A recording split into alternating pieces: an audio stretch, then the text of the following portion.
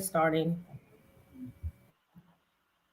Hello, everyone. Welcome again to another webinar by Love Your Menses and Your Health, a conversation with sister docs. Today, we're going to be touching on a very important topic. The title of this topic is Staying Healthy During the Holiday. It's going to be a discussion on healthy eating, exercise, sleep, and mental health. I am your host, Dr. Ebere Azuma. Please join me in welcoming my panelist, Dr. Yvonne Kengon. But before that, let's quickly introduce me formally. I said, I am your host, Dr. Azuma. I'm a board certified OBGYN, public health professional, community health educator, and social entrepreneur. I'm the founder of Healthy and Uplifted, founder of Azuma Solutions, founder of Elevate Her Mind, and co-founder and president of Love Your Menses. I'm also a trained doula, a certified life coach, consultant, and blogger. Just statement of use. By participating in this event, you grant permission to Love Your Menses to use your name, image, or anything for electronic print or multimedia publication. If you disagree or you don't want to be featured, especially to those listening to us on live stream, send me an email and we'll make sure we delete your comment. All right, it's just important that we have this disclaimer. Yes, both of us, Dr. Yvonne Kangong and myself, Dr. Azuma, we're both physicians, but we do not want you guys to substitute your healthcare advice for whatever we discuss, right? Because your physician, your provider has seen you and evaluated you and knows what's best, okay? This is just for educational purpose, okay? Still talk to your medical provider for your medical needs and plan. All right. I know I asked you to welcome Dr. Yvonne Kengong, but I would introduce her formally. She's a board certified family and obesity medicine physician.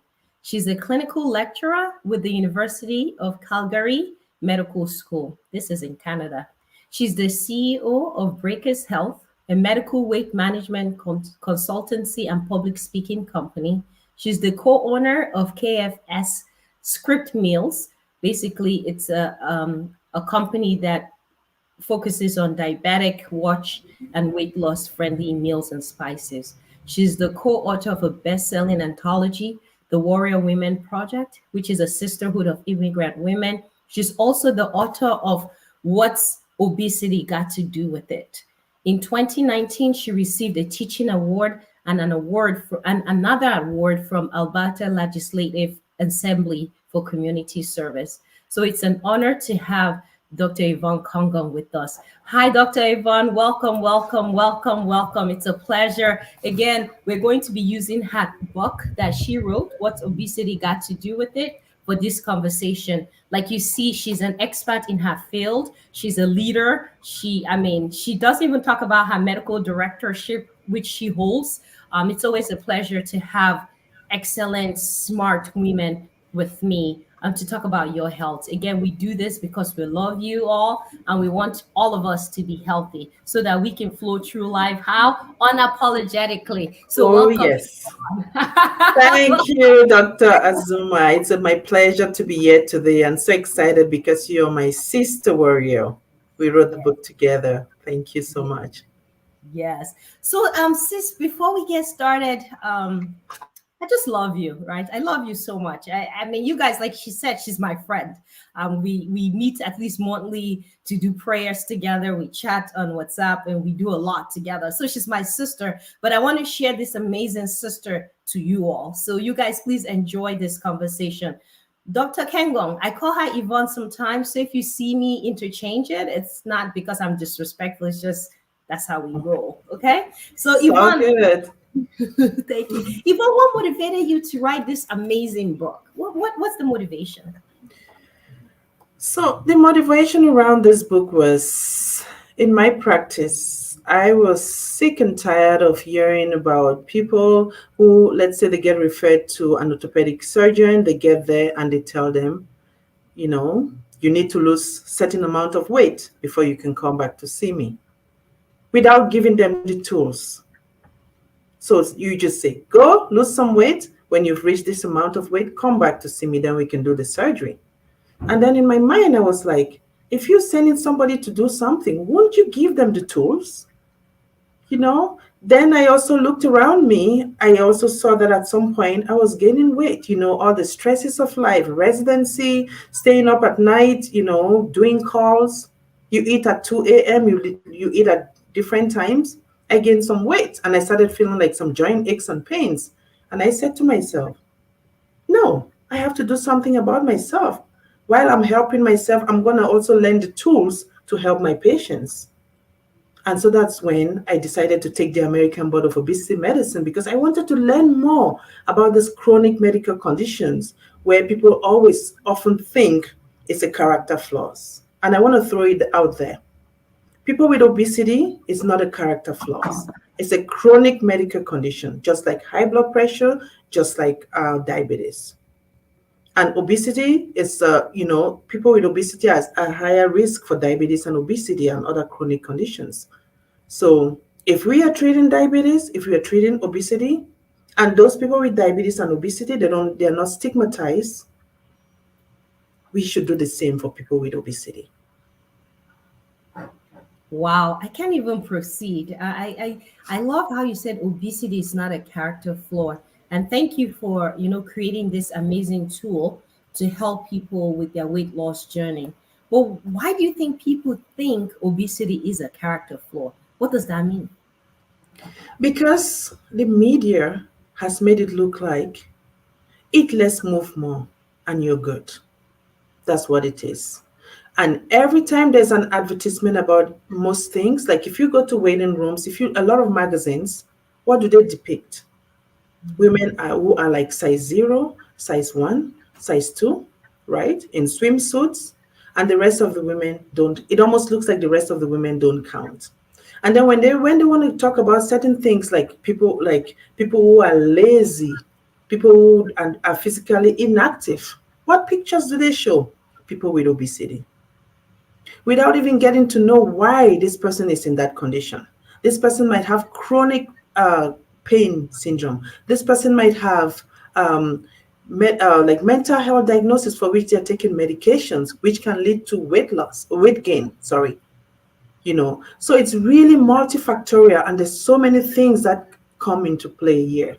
So before you look at the next person with somebody with obesity next time and look at them and say, you're just gonna eat less and move more, think twice. Wow. Think twice when we judge people that have obesity.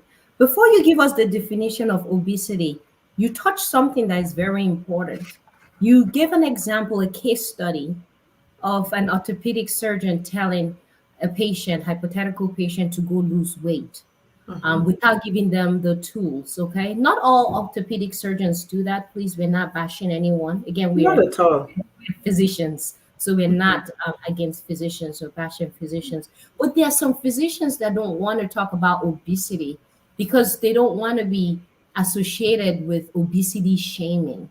So I feel like it's a fine line sometimes to want to talk about obesity and yet not shame the person. How can you help us so that we can be better as physicians when we are counseling people on obesity, especially since you're an obesity certified physician? Yeah, I think the first thing is to ask permission from the patient to discuss their weight. When people are walking around there with obesity, they know that they have obesity. Most of them have tried so many different things. So if they come to your clinic and for something unrelated, and you just go, let's say they have knee pain, and you as a physician go, lose some weight, your knee pain will get better. It's a little offensive. You might say, okay, well, I know you're here for your knee pain, but is it okay if we talk about your weight? Is this the right time? Or do you think you'd want to book another appointment for us to talk about your weight? Wow. Thank you. Thank you for the coaching. I know you're a coach as well. So thank you for that, asking permission. Um, before we discuss it with patients. So before we go any further, let's define what obesity is, because I've heard some people, we're African Americans, we're black, that said the definition of obesity is unfair, right, to Oh, yeah. black women. So define what obesity is and talk about if it's fair or unfair. Thank you. So I think the general definition, usually where people would look at it, it's like BMI, which is the body mass index, and they think of it like if it's 30 and above, then it's obesity. But we African Americans, we have, our physique is different. Heavy bones, increased muscle mass. So if you look at it that way, a lot of us would have obesity, would fall in that category. But the way the Obesity Medical Association defines it is a chronic, relapsing, multifactorial neurobiological disease where an increase in body fat promotes adipose tissue dysfunction and abnormal fat mass, physical forces, which result in adverse metabolic, biomechanical, and psychosocial health consequences. So Wow. it's not, yeah, so you think of it metabolic. So you're thinking about things like diabetes or pre-diabetes. Mhm. Sometimes it can be polycystic ovarian syndrome. Biomechanical might be with the joints, like arthritis and all of that, and psychosocial health consequences. So people with obesity sometimes they walk around with the shame because of what society thinks they are, because everybody is giving them the blame game of. If only you could drop that burger. If only you could exercise more, you won't be this size. Okay, I agree with you that there's shaming in it, but how can we be honest that people need to intentionally eat? You talk in your book about mindful eating, because I mean, yes, if you have the data, great. There's just some percentage of people that have obesity because of chronic illnesses that you've listed out, endocrinopathy or whatnot. But there's a large proportion that's due to overeating. Like at certain point, I mean, we need to talk about it. For example, I Mhm. overeat too. I would be smaller if I controlled what I eat. Like, I grew up in a home whereby you had to finish your food. Even when I have guests over, relatives over, they get upset if we don't finish our food. And I'm like, don't worry, God will forgive me. It's my house, right? Don't worry about it. It's not your sin, it's mine. That we're discarding leftovers, but they get upset. So how can you be honest that overeating really is the primary cause of obesity and not just those chronic conditions? So overeating is just one part of it. So there's a study that showed that healthy lifestyle, which is eating healthy and exercise, accounts for only 3 to 5% of weight loss. Because don't forget, I didn't mention it's neurobiological, right? So we have different chemicals in play, some that are produced from the gut, right? We have like the GLP-1, one of the chemicals produced from the gut, and that's is normally produced from the gut in humans, but now we have it in the form of Ozempic that is being prescribed, right? And then we also have leptin. So leptin is the hormone that makes you to stop eating. And then we have ghrelin. I call it G for gluttony hormone. And that's the hormone that makes you want to eat more, along with so many other hormones. And they send signals to the brain to say, stop eating or continue eating. But for people with obesity, those hormones are dysregulated. And as a result, those signals are not fired the normal way like anyone else. So yes, a little bit of healthy lifestyle, meaning don't eat too much, reduce your portion size, would contribute. But then we also have to look at the neurobiology of obesity. Okay, thank you. So can you summarize quickly? I know you said it, but we have different people watching from the audience. Can you summarize the neurobiology of food or eating for us, so that someone in the fifth grade can understand it? Because I do believe that if we can teach healthier lifestyle to our kids, in Mhm. middle school, we can decrease the amount of adult obesity. So why don't you explain this concept to a fifth grader? Yeah, so explaining it to a fifth grader is you see food in front of you. Mhm. There's that part of the brain, which is the wanting part that says, eat, eat, eat. You smell nice, you taste good, right? And then there's the other part that says, oh no, don't eat. You've had enough. And there's a hormone that gets secreted to say, you've had enough, which is leptin, that says, stop eating. And then there's the other one that is called ghrelin that says, eat, eat, eat, eat, right? Mhm. So normally, it's like an on and off switch. Normally, Mhm. when you're full, the hormone shuts down to say, okay, now you're full, don't Yes. eat, Mhm.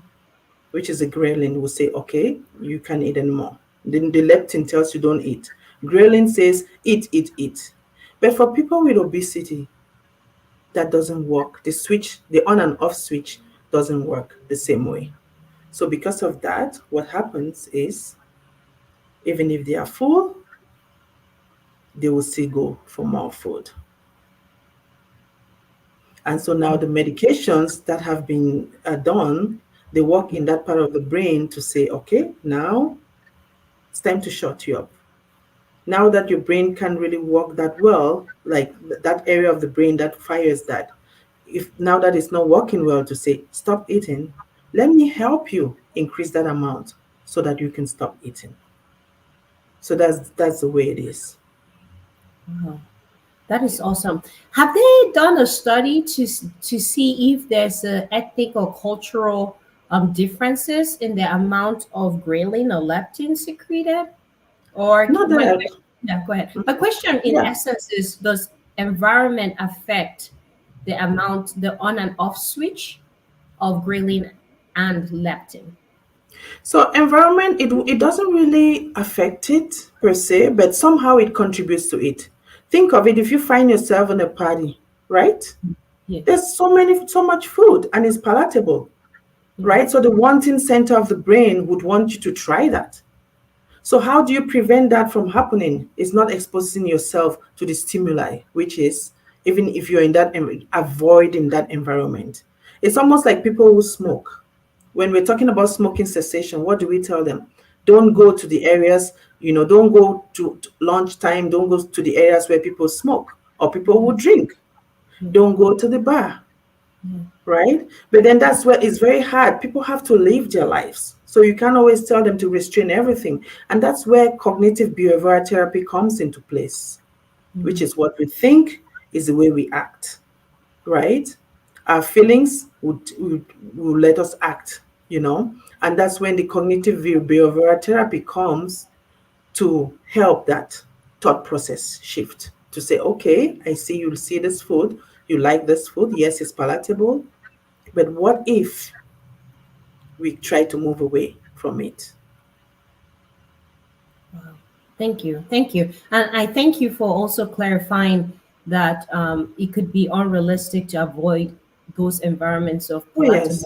food, especially this time of Oh, yeah. holiday seasons when we have so much food, which is good, right? Because we have to Mm. celebrate coming together with family members. So, touch on some tools to help us control ourselves during festivity to avoid gaining weight during this holiday. Thank you. Mhm. One tool that I always would say is, somehow, if you can eat a little bit before leaving for those occasions, because a hungry mind is very difficult to make those healthy decisions, right? So if you're going to an event, if you eat a little bit of some healthy food, right? I'm not saying that there are some foods that ultra processed foods. We don't want people to indulge on that. If you Yes. can load up on your fibers, on your proteins, then when you go out to those events, you're not that hungry. So then you can Mm. make better choices. Another thing too is sleep. So if you sleep at least 7 to 9 hours a day, the executive lobe of the brain, which is where you have the decision making lobe, you're going to be able to make the right decision. But if you're exhausted, think of it when you're on call, Dr. Zuma, right? Yeah. You're passing around and the can in the food cafeteria. What do you Yes. go for? It's always Yeah. those palatable food. You Yes. want the wanting, the hedonic system or the wanting system is like, pick me, get me, get me. What are you going to grab? Maybe a chocolate bar, maybe something else, right? Because you're tired. You can't really make those good decisions. So sleeping at least 7 to 9 hours would also help with that. Wow, wow, that is so awesome. Thank you for tying in sleep and weight loss or weight gain. Can you touch more on sleep? Because yes, it does help us think better, right? It unloads our executive load, as you have clearly defined it. But is there more to physiology of why sleep helps with maintaining good health? Does sleep decrease cortisol? I don't know if you have any thoughts on that. Yeah, so with stress, let's say you haven't slept well, your body is almost like in a state of stress. What happens? Cortisol goes up. If cortisol goes up, all the other inflammatory markers are secreted, and that's why it can lead to like diabetes and all those, because all the cytokines and interleukin 6, all those things are secreted also. But when the body is well rested, inflammatory markers decrease, and also when you're well rested, the hormones function, the leptin and the ghrelin, they also function um, better, right? But it's so complicated. It's something that can take a whole months of lecture, but that's a simple course version of it. Awesome. Okay, thank you. Okay, so just if I'm talking to a fifth grader, because Love Your Menses, we cater to younger people, Hmm.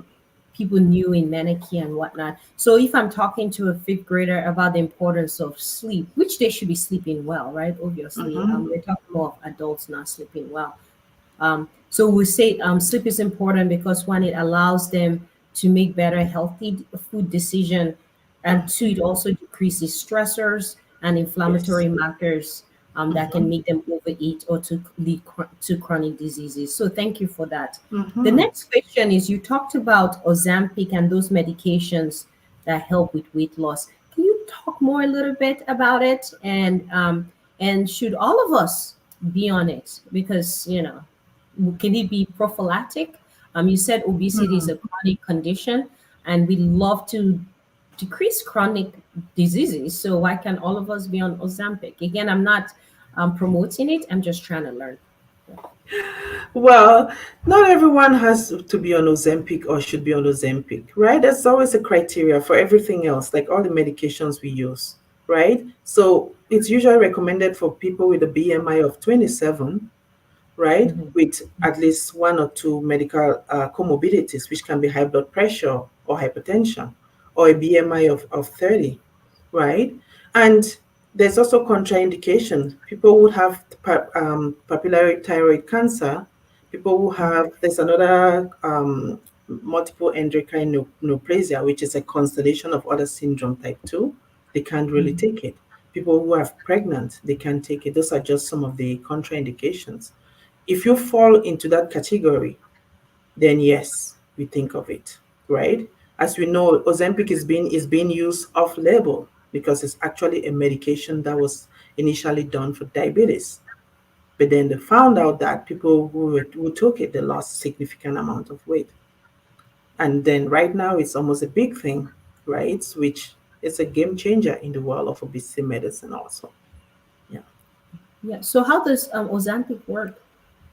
Yeah, so Ozempic it's released from the gut, right? So the normal one is a GLP-1, which is a glucagon-like peptide 1 hormone that's released from the fat cells of the gut.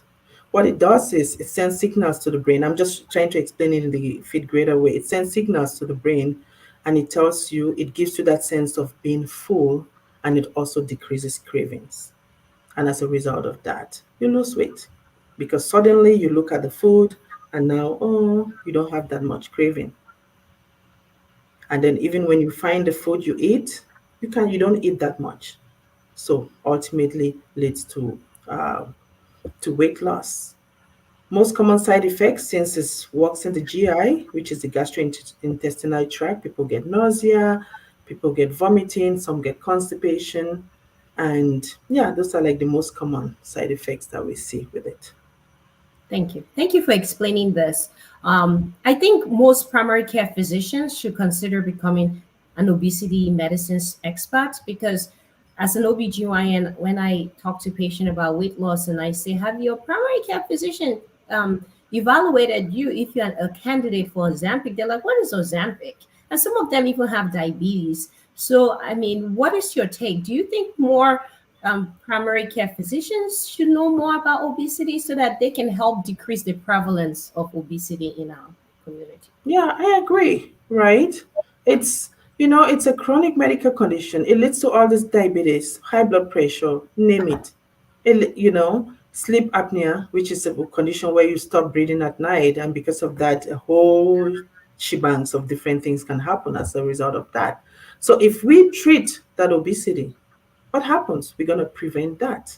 And because we're preventing all those other medical conditions, there's decreased absenteeism from work. So it's a win-win for the employer, it's a win-win for the employee. And if they don't have those chronic conditions, they have more time, they enjoy life, decrease morbidity and mortality, right? They're able to enjoy life with their family, they're able to live a longer life, right? So if we stop it before it progresses to all those other medical conditions, it's a win-win for everyone. Wow, I love that. All right, let's talk a little bit about obesity in children. We do know that in our community, I'm talking about the Western world, specifically the United States and Canada, where we both reside in. You reside in Canada, I reside in the United States, just for clarification. We see that although people have obesity, high caloric intake, we still see that we have micronutrient deficiency. And some micronutrient deficiency affects just the functioning of people. For example, some people are tired because they don't have vitamin D. Just because people have obesity doesn't mean you know, they're healthy. Can you touch more on that? And while you're touching on that, can you talk about obesity in children? Because I worry, I was skinny as a kid and I'm bigger now. If I was bigger as a kid, I'll be way bigger now. So what would you say to parents listening? What is their role or what can they do to help prevent a higher prevalence, a higher prevalence of obesity? Thank you. Okay, so this question, thank you for the question, Dr. Azuma. This question is multifaceted, meaning there are too many people in play here. First, it starts from the policy makers, right? So, what do I mean by that? In schools, for example, as time goes on, we notice that physical activity decreases every year or every few years. So now we have a generation of more sedentary children compared to growing up. An example was me growing up back in Cameroon. There was so much to do. You could go out and play. And same, even to some Canadians here, they would tell me too that, you know what, when we were growing up, we had so much time for physical activities. But as time goes on, you see suddenly it's like 120 minutes per day, it becomes 90, it becomes 60. And when they get into the high school level, it almost looks like other things come to take into place, like as a priority. So that's one thing. What about the drinks and the food that we see in some of those schools? What would happen if we have vending machines for healthy food, vegetables, and all of that? Why does it always have to be Coke? I'm not just calling the Coke, I'm just thinking pop, let's say soda. Why does it always have to be soda in those schools? What about the cereals that our children eat? Have you ever looked at the box? A lot. Sometimes it's like 26 gram in a little bowl. Some of them have colorings in it. So there's just so much that we all as a community, we all as an organization have to work together. And then there's the food pushers Mhm. who say, you go to an event, you're eating, and they look at your plate. Oh, is that all you're eating? Come on, eat, eat. Are you on a diet? And then it's almost like They're making fun of you. Are you on a diet? Mhm. Eat, eat, right? And then maybe one auntie might come, with all due respect, aunties, we respect you. Is that it? What is this? You don't like my food? Please eat. Let me do like the Nigerian auntie. Please eat, Joe. I suffered to cook this food, eh? I suffered to cook this food. Please eat. Oh, what are you gonna do? You don't want Auntie May or Auntie Joanne to be upset with you. You're gonna eat. So those are just some of the things. And then now you're full, but then you auntie is giving you this look, or mommy is giving you this look of, I suffered to cook this food. Don't you dare throw the food. It's almost like we came from that culture of scarcity where it's like, don't throw food. When you're full, your God can handle more, right? So we all have a role to play. Wow. I think you still have more to say. We're I, talking. I can I Yeah, can go on to tomorrow. I can go on to tomorrow. yeah, Okay. please Then continue. now, So we've talked about now, the policy. We've talked about peer pressure. Okay, go ahead. Keep yeah, talking. we talk about the family dynamics, right? When Mhm. there's a celebration, what happens? It's always food. Opa, lots of food, right? Food and drinks, let's dance, right? Yeah, yeah. So, so those are just some of the things. We are in an obesogenic environment. That's just the way it is. There's always food within reach. Years ago, the cavemen, they had to walk far to get their food. But for us, everything is at our disposal. I just have to walk to even to the corner's gas station to fill up my gas tank. When I get into the office behind, there's food there waiting for me, right?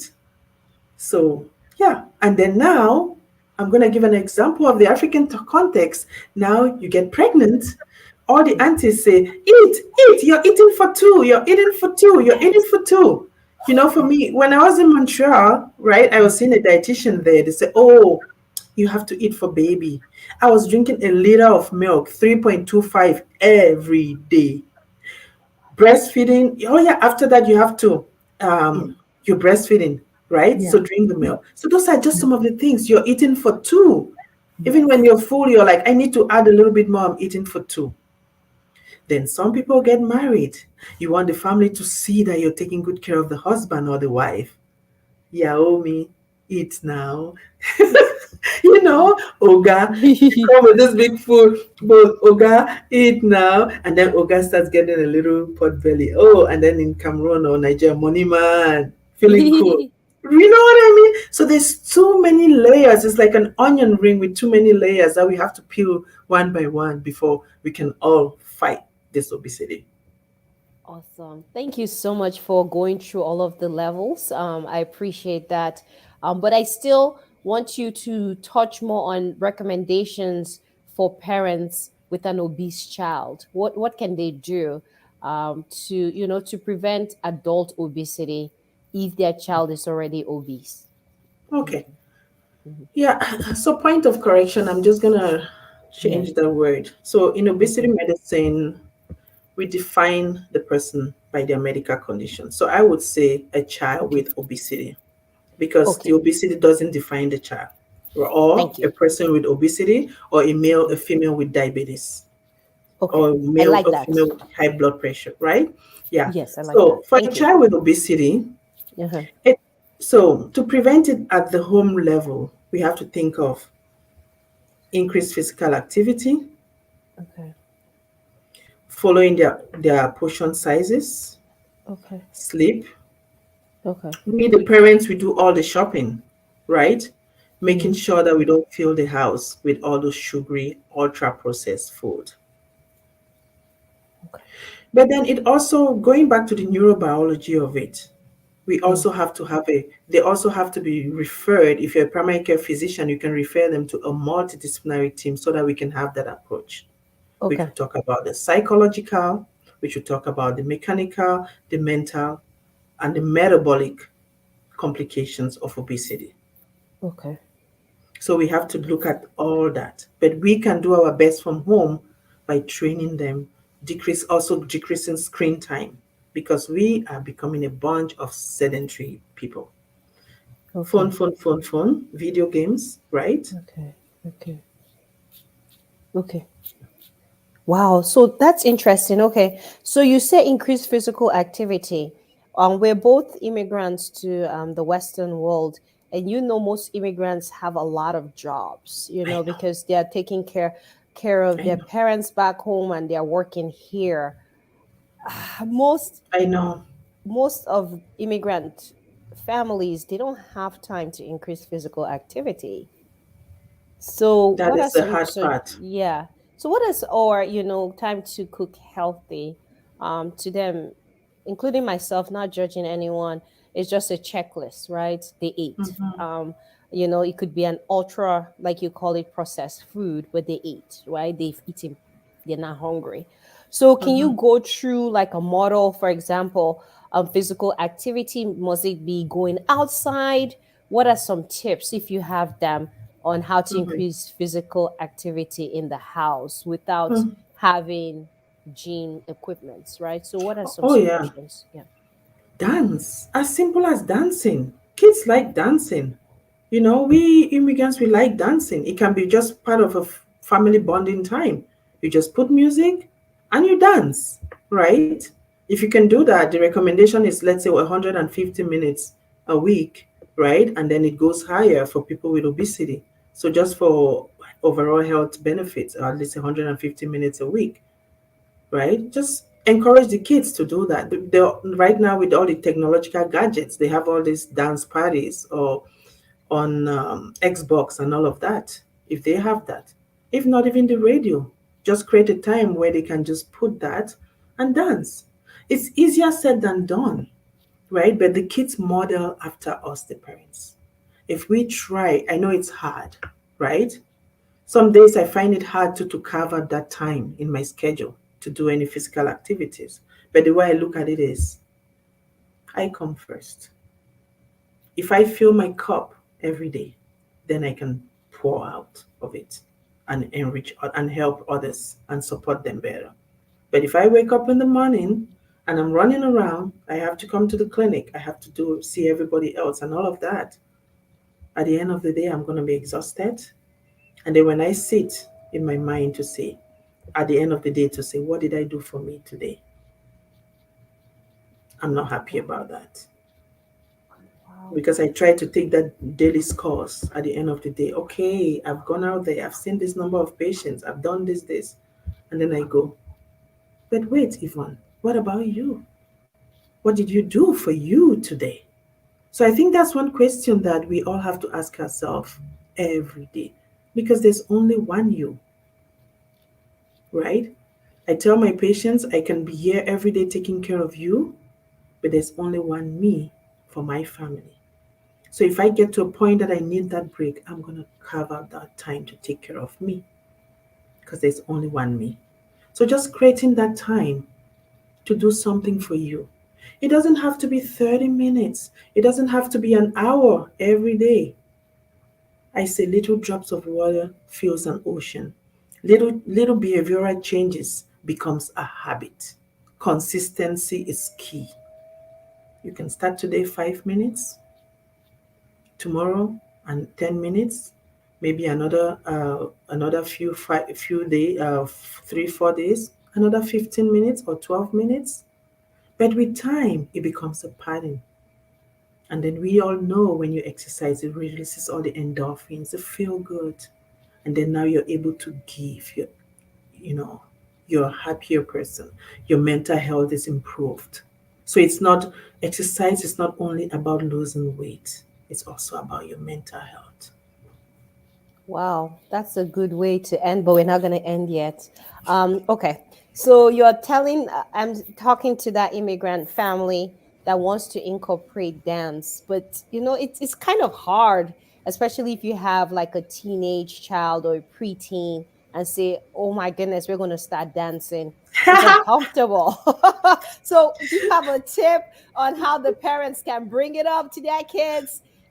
Some of us, we've talked about this before in our previous show, and we're going to be talking more about it in our next show, where there's some conflict sometimes raising a kid in the Western world as an immigrant parent, the miscommunication and whatnot. So you have this preteen. that's obese, and now you want to incorporate dance, as Dr. Yvonne has suggested, what are some tips to like do that? You got to try. You got to Mm. try. Somehow you might say, you know what? Please, can we just make this a bonding time? I just want to get to know you more. You know, a family that plays together, prays together, stays together. Think of it. So I call it the two P's: pray together, play together. And let's add it, party together at home, right? This thing, Yes. because during those times, there's so much that you exchange. Even you're playing games, you learn so much about even your kids, right? What they like and what they don't like. Maybe some of their mannerism if they're losing the game, right? So just those are some of the things. But as I mentioned earlier, also, it's really hard at the home level, and that's where those physical activity curriculum in the school area has to continue. Wow. Because Wow. when you are struggling to pay your bills, you love your children so much, Mhm. but you gotta pay the bills. So it's hard. I get it, it's hard. So that's when the schools come in, the policymakers come in to say, let's keep these physical activities. Instead of decreasing the number of hours a week, let's see if we can increase it. Wow. It's a Wow. win win for everyone. Because Wow. when we have that chronic medical condition, it's taxpayers' money that goes up with the health spending accounts. Wow. Wow. Thank you Increased so. complications, right? Yeah. Yes. Oh, thank you so much, Dr. Yvonne, for this wonderful conversation. It's so beautifully done. Thank you for the tip. Some take home point is increase physical activity, eat healthy, don't shame anyone for being obese, and because it's a chronic condition, take permission before you discuss people's weight, have fun, play together, pray together, party together, and stay together as a family. And lastly, taking care of yourself is self-love. So I appreciate you, Dr. Yvonne. Dr. Yvonne, please come back in 2024 so that we can focus on childhood obesity prevention and maybe talk about ways that policymakers can help fight obesity. As you've suggested, and as the data has shown, obesity is expensive. It leads to chronic problems. It also leads to cancer. It also leads to Yes. a poorer mental health. Thank you, Dr. Yvonne. Let's go now to our announcements. Anything else you want to add before we go to our announcements? Thank you, Dr. Zuma. I'm really grateful to be here today. One thing I want to say before we Mhm. end is, Mhm. remember, obesity is not a character flaws. Let's be kind to people with obesity. You don't know what they might be going through. Thank you. Thank you so much. Thank you so much. So we'll go back and return to our infomercials, I guess. So thank you again for your support. This webinar was brought in part by Love Your Menses. Please follow us on YouTube, Facebook, and on LinkedIn. All right, so Love Your Menses has launched another program which Dr. Yvonne is interested in helping us grow called Love Your Menopause. So it's really cool. It's really cool. So if you want us to come in to teach on ways to get prepared for menopause or to manage menopause, let us know. Email us at info@loveyourmenses.com. All right, COVID is still in the air, especially during this winter period if you live in the Western world. But however, you can get tested for free if you order using this link to order a free home testing kit. Again, if you have upper respiratory symptoms, please evaluate yourself by using this kit to tell if you should avoid going to that party so that we can decrease the spread of COVID. All right. The sponsors of this program is Love Your Menses, Azuma Solution, and Healthy and Uplifted. As we go into the holiday period, we want to wish you a Merry Christmas to those that celebrate Christmas, a happy holiday to those that celebrate just a holiday, and a happy new year to 2024. This brings us to the conclusion of our webinar for 2023. We thank you all for staying with us, for supporting us. Without you, Love Your Menses does not exist. I'm going to leave with this departing word. Consistency is harder when no one is clapping for you. You must clap for yourself during those times. You should always be your biggest fan. You are marvelous. This is very important. Dr. Ivan has talked about consistency in weight management, and we see consistency not just in weight management, but all of life. I wish you the best. Again, I'm your host, Dr. Azuma. Contact me for more information. Like us, share this webinar with your loved ones. Dr. Yvonne, thank you again for coming. We will see you again. Thank you. Thank you, Dr. Zuma. Merry Christmas, everyone. Merry Christmas.